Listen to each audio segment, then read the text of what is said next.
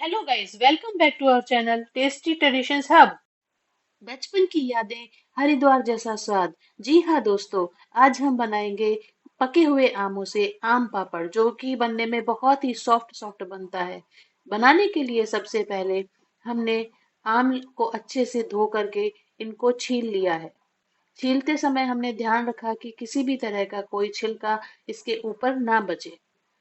मैंने ये आम 1.5 किलो के करीब लिए हैं, बहुत ही बड़े साइज के हैं, 2 आम हैं। इनको मैंने अच्छे से छील लिया है। छीलने के बाद में हम इसके पीसेस कर लेंगे छोटे छोटे।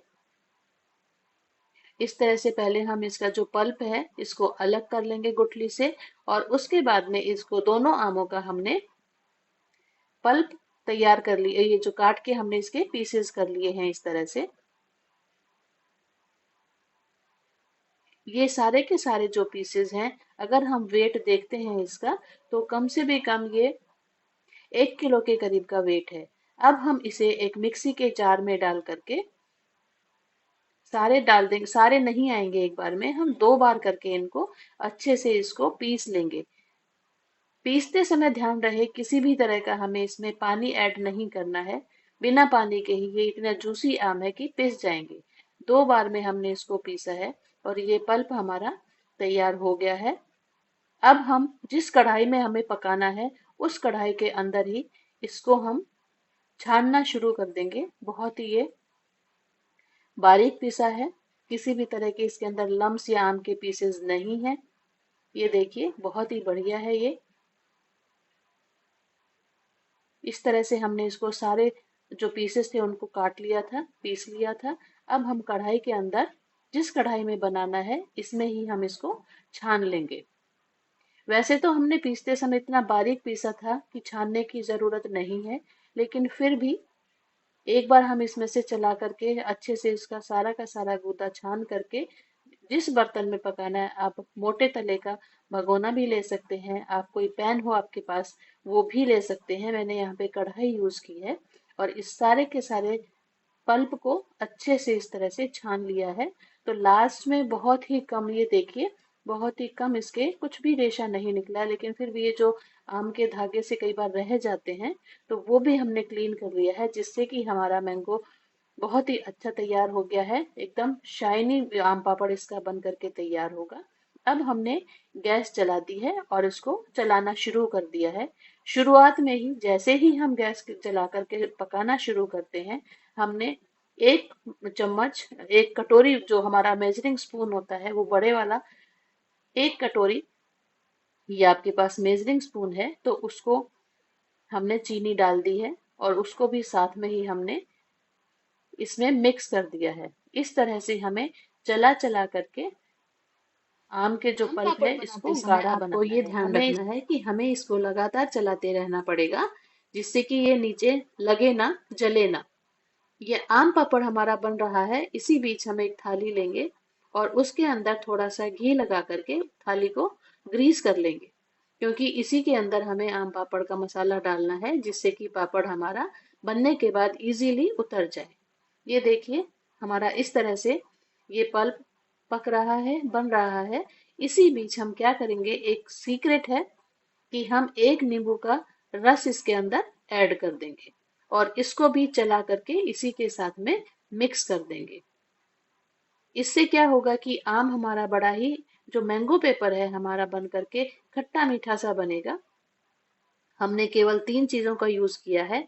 एक तो हमारे आम का पल्प है, उसके बाद हमने इसमें शुगर को ऐड किया था, और तीसरा हमने इसमें थोड़ा सा नींबू का जूस ऐड किया है, और हमारा इतना बढ़िया आम पापड़ बन करके तैयार होगा। तो देखिए ये हमारी कंसिस्टेंसी इस तरह की हो गई है। अब हम इसको थाली के अंदर डाल लेंगे। थाली में डालते समय ये हमारी जो कंसिस्टेंसी है ये दिखाती है कि ये अपने आप ही पूरी थाली के अंदर फैल जाएगा।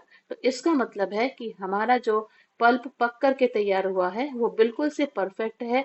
हमें किसी भी तरह की स्पून की हेल्प नहीं लेनी है इसको फैलाने के लिए। ये देखिए पूरी थाली को इसने अपने आप ही कवर कर लिया है।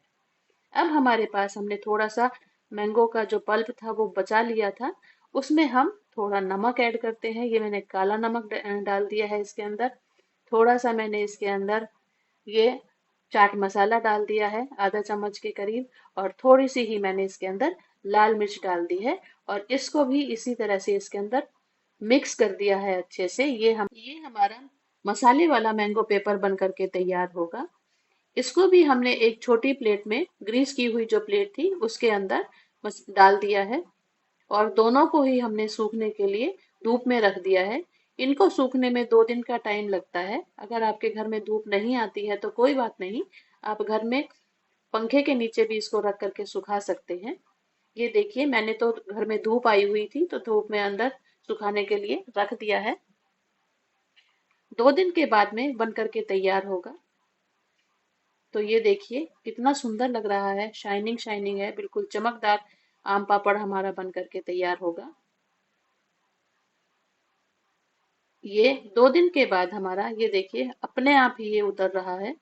ये कितना पतला हमारा बड़ी वाली थाली का मैंगो पेपर बन करके तैयार हुआ है। इसमें से ये इतना ट्रांसपेरेंट है कि हाथ भी दिखाई दे रहा है। अब हम इसके पीसेस काट लेते हैं। बड़े आसानी से कटते हैं पीसेस। जब हम छोटे थे, हरिद्वार जाया करते थे, तो वहां से बहुत सारा आम पापड़ खरीद करके लाते थे, क्योंकि हरिद्वार का मैंगो पेपर बड़ा ही फेमस है, बहुत मिलता है वहां पर। तो ये इसके हमने इस तरह से पहले छोटे पीसेस कर लिए हैं। ये बड़ी थाली वाला है जो हमने केवल 3 चीजों से बनाया था। मैंगो का पल्प था, चीनी थी, और इसमें थोड़ा सा नींबू था। अब हम इनको रोल कर लेंगे, देखने में बहुत ही सुंदर लगेंगे। इस तरह से हमने इनको रोल कर लिया मार्केट स्टाइल में। मार्केट में इस तरह के भी बनते हैं, मिलते हैं, और ब्रिक्स में भी मिलते हैं। तो हमने इनको इस तरह से कट किया। छोटे रोल्स भी हमारे बन जाएंगे, बड़े रोल्स भी बन जाएंगे, जैसे आपको पसंद है, जैसा आप खाना चाहते हैं उस तरह के रोल्स इसके बना सकते हैं। आप ऐसे भी इसके बड़े बड़े पीसेस कर सकते हैं।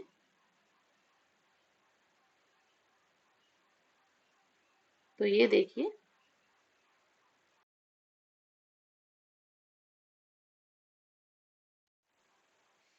हमने सारे आम पापड़ के रोल्स बना लिए हैं, जिससे कि देखने में भी सुंदर लगते हैं, खाने में भी एक एक रोल बड़े आराम से खाया जा सकता है।